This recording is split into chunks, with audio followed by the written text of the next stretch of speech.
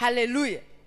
Mipango hiyo inakuja kutimilika wakati wa Mathayo, na yeye anaeleza ule unabii unapotimilika sasa.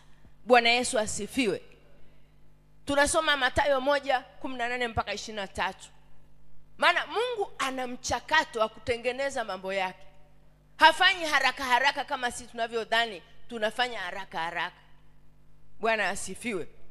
Anasema kuzaliwa kwake Yesu kulikuwa hivi. Mariamu mama yake alipokuwa ameposwa na Yusufu, kabla hawajakaribiana, alionekana ana mimba kwa uwezo wa Roho Mtakatifu. Bwana Yesu asifiwe. Hebu tuendelee mpaka pale 23. Naye Yusufu mumewe, kwa vile alivyokuwa mtu wa haki, asitake kumwaibisha, aliazimu kumwacha kwa siri.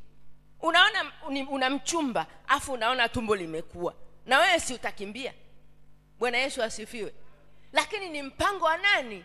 Ni mpango wa Mungu.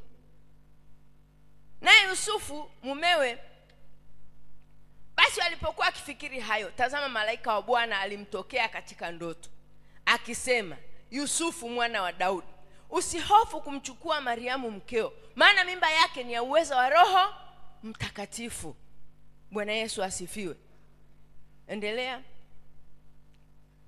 Naye atazaa mwana, nawe utamuita jina lake Yesu, maana yeye ndiye atakayewaokoa watu wake na dhambi zao. Haleluya.